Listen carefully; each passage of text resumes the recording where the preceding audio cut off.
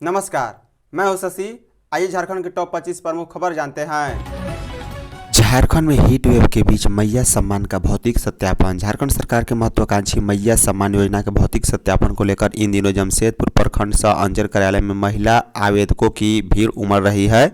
सरकार की इस कल्याणकारी योजनाओं का लाभ उठाने के लिए महिलाओं को भीषण गर्मी में दिक्कतों का सामना भी करना पड़ रहा। शहर का तापमान 43 डिग्री सेल्सियस के पार पहुंच चुका है और इस चिलचिलाती धूप व लू की थपेड़े के बीच महिलाएं घंटों कतार में खड़े रहने को विवश है। बता दें, प्रखंड सह अंचल कार्यालय परिसर में प्रशासनिक उदासीनता का आलम यह है कि यहां दूर दराज से आने वाली महिलाओं के न तो धूप से बचने के लिए शेड की कोई व्यवस्था की गई और न ही पीने के लिए उचित पेयजल का इंतजाम है। लंबी कतारों के चलते महिलाएं हाथों में छाता लिए अपनी बारी का इंतजार कर रही है। अव्यवस्था का आलम यह है कि कड़ाती धूप के कारण कतार में खड़ी कई महिलाएं लगातार अस्वस्थ हो रही है। हाल ही में कदमा की रहने वाली कमला देवी नामक एक महिला घंटों लाइन में खड़े रहने के कारण हीट वेव का शिकार होकर अचानक बेहोश हो गई है। कार्यालय परिसर में अफरा तफरी मचने के बाद आनन फानन में उनके परिवार को सूचित किया गया और उन्हें इलाज के लिए अस्पताल में भर्ती कराना पड़ा है। झारखंड के 11 जिलों में बारिश और वज्रपात की चेतावनी। झारखंड के 11 जिलों में 26 और 27 मई को बारिश, आकाशीय बिजली गिरने और तेज आंधी चलने की संभावना को लेकर मौसम विभाग ने सोमवार को ऑरेंज अलर्ट जारी किया है। विभाग के अनुसार इस दौरान 50 से 60 किलोमीटर प्रति घंटा की रफ्तार से तेज हवाएं चल सकती है। मौसम विभाग ने जिन जिलों में बारिश और वज्रपात की आशंका जताई है उसमें गढ़वा, पलामू, लातेहार, चतरा, देवघर, दुमका, गिरिडीह, गोड्डा, जामताड़ा, पाकुड़ और साहिबगंज शामिल हैं। विभाग ने लोगों से खराब मौसम के दौरान सतर्क रहने और सुरक्षित स्थानों पर रहने की अपील की है। इधर राज्य भर में भीषण गर्मी का प्रकोप लगातार जारी है। पिछले 24 घंटे के दौरान राज्य में सबसे अधिक तापमान डाल्टनगंज में 44 डिग्री सेल्सियस दर्ज किया गया, जबकि सबसे कम तापमान कोडरमा में 20.5 डिग्री सेल्सियस रिकॉर्ड किया गया। इधर राजधानी रांची और आसपास के क्षेत्रों में सोमवार सुबह से मौसम साफ रहा, लेकिन दिन भर उमस और तेज धूप के कारण लोगों को गर्मी का सामना करना पड़ा है। प्रचंड गर्मी के चलते दोपहर के समय शहर की सड़कों पर सामान्य दिनों की तुलना में कम आवाजाही देखी गई है। आदिवासियों के लिए आदि निवास ऐप का शुभारंभ। मुख्यमंत्री हेमंत सोरेन ने सोमवार को आड्रे हाउस रांची में आयोजित आदि निवास ऐप के शुभारंभ कार्यक्रम में बतौर मुख्य अतिथि शामिल हुए हैं। इस अवसर पर मुख्यमंत्री ने आदि निवास डिजिटल ऐप का शुभारंभ किया। इस अवसर पर मुख्यमंत्री हेमंत सोरेन ने कहा है कि आदि निवास एक डिजिटल आदिवासी ऐप है जो कि देश भर के आदिवासियों को एक सूत्र में जोड़ने के उद्देश्य से तैयार किया गया है। यह हमारी संस्कृति, भाषा, भूमि, परंपरा और जीवन शैली के संरक्षण के साथ साथ रोजगार और आर्थिक विकास के अवसरों को भी गति बढ़ावा देगा। यह ऐप एक आदिवासी समाज के होनहार युवा नितिन कुजूर ने बनाया है। उन्होंने कहा है कि मुझे पूरा विश्वास है कि यह ऐप आदिवासी समुदाय के सर्वांगीण विकास को हर क्षेत्र में मजबूती देगा। हमें एकजुट होकर प्रगति की दिशा में आगे बढ़ने की ज़रूरत है। मुख्यमंत्री हेमंत सोरेन ने कहा है कि हमें आदिवासी समुदाय की पहचान पर गर्व करते हुए एकजुट होकर प्रगति की दिशा में कदम कदम मिलाकर निरंतर आगे बढ़ने की ज़रूरत है। नितिन कुजूर ने कुछ नवाचार के माध्यम से अपनी जड़ों से जुड़कर एक सशक्त, आत्मनिर्भर और गर्वित आदिवासी समाज का निर्माण करना चाहा, जहां एक डिजिटल ऐप पर हम अपनी सोच, विचार और क्रिएटिविटी को देश और दुनिया में अलग पहचान दे सके। बकरीद को लेकर डीजीपी ने सभी जिलों को दिए सख्त निर्देश। आगामी ईद उल जुहा बकरीद को लेकर झारखंड पुलिस मुख्यालय पूरी तरह अलर्ट मोड में है। सोमवार को पुलिस मुख्यालय सभागार में पुलिस महानिदेशक डीजीपी तदासा मिश्रा की अध्यक्षता में राज्य की सुरक्षा एवं विधि व्यवस्था को लेकर उच्च स्तरीय समीक्षा बैठक की गई।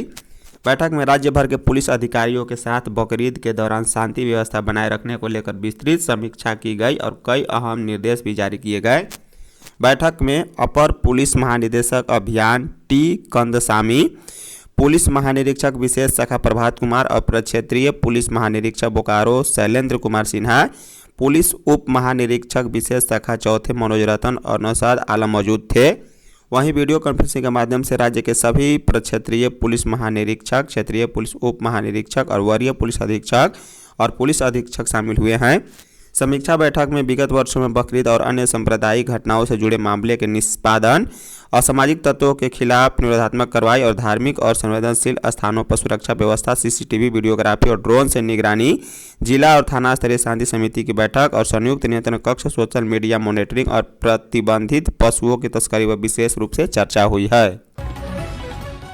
राज्य में कृषि के लिए किसी भी स्थिति में पानी की समस्या न हो। मुख्यमंत्री हेमंत सोरेन की अध्यक्षता में सोमवार को प्रोजेक्ट वन में जल संसाधन विभाग की उच्च स्तरीय समीक्षा बैठक संपन्न हुई है। बैठक में राज्य में संचालित विभिन्न सिंचाई योजनाओं, मेगा लिफ्ट परियोजनाओं और पाइपलाइन आधारित योजनाओं, बांधों और बहुउद्देशीय परियोजनाओं की प्रगति की विस्तृत समीक्षा की गई। मुख्यमंत्री ने स्पष्ट निर्देश दिया है कि जल संसाधन विभाग की सभी योजनाओं को समयबद्ध तरीके से पूर्ण किया जाए ताकि राज्य के किसानों को सीधा लाभ मिल सके। उन्होंने कहा है कि झारखंड एक कृषि प्रधान राज्य है और यहाँ सिंचाई सुविधाओं के विस्तार से न केवल कृषि उत्पादन में वृद्धि होगी बल्कि किसानों की आर्थिक स्थिति भी सुदृढ़ होगी। इससे ग्रामीण क्षेत्रों से पलायन पर भी रोक लगेगी। मुख्यमंत्री ने अधिकारियों को निर्देश किया है कि खेत तक पानी पहुंचाने के लिए समर्पित और प्रभावी प्रयास सुनिश्चित करें। उन्होंने कहा कि कृषि में पानी की समस्या किसी भी स्थिति में नहीं होनी चाहिए। पलामू के चियाकी हवाई अड्डे के लिए झारखंड सरकार केंद्र को नहीं भेज रही प्रस्ताव। पलामू में हवाई अड्डा के उड़ान के लिए चियाकी हवाई अड्डे को लेकर झारखंड सरकार गंभीर नहीं है। केंद्र सरकार को प्रस्ताव भेजने में सुस्ती बरत रही है। यह आरोप पलामू सांसद बीडी राम ने लगाया है। सोमवार को उन्होंने पत्रकारों से बातचीत करते हुए कहा है कि पलामू में उड़ान सेवा के लिए चियाकी हवाई अड्डा को शुरू करने को लेकर 27 मार्च 2025 को लोकसभा में शून्यकाल के दौरान क्षेत्रीय संपर्क योजना उड़ान के अंतर्गत शीघ्र संचालन से संबंधित मामले को उठाया था। लोकसभा में उठाए गए मामले पर 21 मई 26 को केंद्रीय नागरिक विमानन राज्य मंत्री मुरलीधर मोहोल का पत्र प्राप्त हुआ। मंत्री ने पत्र में बताया है कि राज्य सरकार से निःशुल्क जमीन उपलब्ध करवाने, सुरक्षा, अग्निशमन सेवाएं और मौसम संबंधी सहायता और हवाई अड्डा के संचालन को लेकर अनुरोध किया गया था। पूरे मामले में झारखंड सरकार ने नगर विमानन मंत्रालय को अब तक जवाब नहीं दिया है। रामगढ़ में जलाशय, नदी, तालाबों और डैम में प्रवेश पर रोक। डीसी ऋतु राज ने नदियों, जलाशयों, तालाबों और डैम में नहाने पर रोक लगा दिया है। भीषण गर्मी के मौसम में जल निकायों में होने वाली संभावित दुर्घटनाओं और डूबने की घटनाओं को देखते हुए डीसी ने निर्देश जारी किए हैं। डीसी की ओर से दिए गए निर्देश के अनुपालन में जिले के सभी अंचल अधिकारी, थाना और ओपी प्रभारियों को अपने अपने क्षेत्र के अंतर्गत आने वाले ऐसे सभी स्थानों का विलंब सर्वेक्षण कर सूची तैयार करने का निर्देश दिया गया। संवेदनशील और खतरनाक स्थानों पर जिला प्रशासन की ओर से चेतावनी बोर्ड, बैरिकेडिंग सहित अन्य अनावश्यक सुरक्षा उपाय सुनिश्चित किए जा रहे हैं। इसके साथ ही संबंधित पंचायतों के मुखिया और स्थानीय जनप्रतिनिधियों के साथ बैठक कर आमजन को जागरूक करने और दुर्घटनाओं की रोकथाम के लिए आवश्यक सहयोग प्राप्त किया जा रहा है।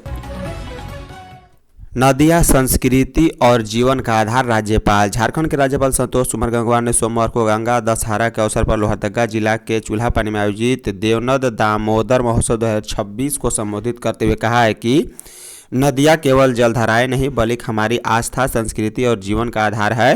उन्होंने कहा है कि दामोदर नदी झारखंड की जीवन रेखा के रूप में जनजीवन, कृषि, उद्योग और सांस्कृतिक परंपराओं को समृद्ध करती रही है।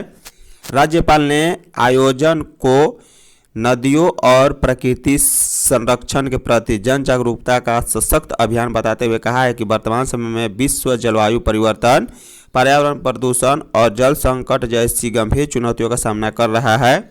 ऐसे में नदियों का संरक्षण मानव जीवन की अनिवार्य आवश्यकता बन चुका है। उन्होंने कहा है कि जल स्रोत सुरक्षित रहेंगे तभी जीवन और विकास का संतुलन भी संभव होगा। राज्यपाल संतोष कुमार गंगवार ने कहा है कि नदियों की स्वच्छता केवल सरकार या संस्थाओं की जिम्मेदारी नहीं बल्कि प्रत्येक नागरिक का सामूहिक दायित्व है। राज्यसभा चुनाव को लेकर झामुमो ने लिखा पत्र। झारखंड मुक्ति मोर्चा के केंद्रीय महासचिव और प्रवक्ता सुप्रियो भट्टाचार्य ने आगामी राज्यसभा चुनाव 26 को लेकर भारत निर्वाचन आयोग से निष्पक्ष, पारदर्शी और भयमुक्त मतदान सुनिश्चित कराने की मांग की है। इस संबंध में उन्होंने सोमवार को निर्वाचन आयोग को पत्र भेजकर चुनाव प्रक्रिया पर विशेष निगरानी रखने का आग्रह किया। सुप्रियो भट्टाचार्य ने मुख्य चुनाव आयुक्त तथा झारखंड के मुख्य निर्वाचन पदाधिकारी को भेजे गए पत्र में आशंका जताई है कि चुनाव के दौरान विधायकों को आर्थिक प्रलोभन, दबाव और भयादोहन के जरिए प्रभावित करने की कोशिश की जा सकती है। उन्होंने कहा है कि लोकतांत्रिक व्यवस्था की गरिमा बनाए रखने के लिए स्वतंत्र और निष्पक्ष चुनाव बेहद ही आवश्यक है।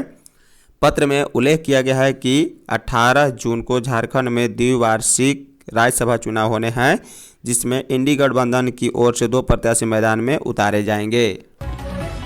वित्त रहित शिक्षण संस्थानों ने एनईपी का किया विरोध। झारखंड में संचालित वित्त रहित शिक्षण संस्थानों ने नई राष्ट्रीय शिक्षा नीति एनईपी 2020 के तहत प्रस्तावित नियमावली के ड्राफ्ट का कड़ा विरोध किया है।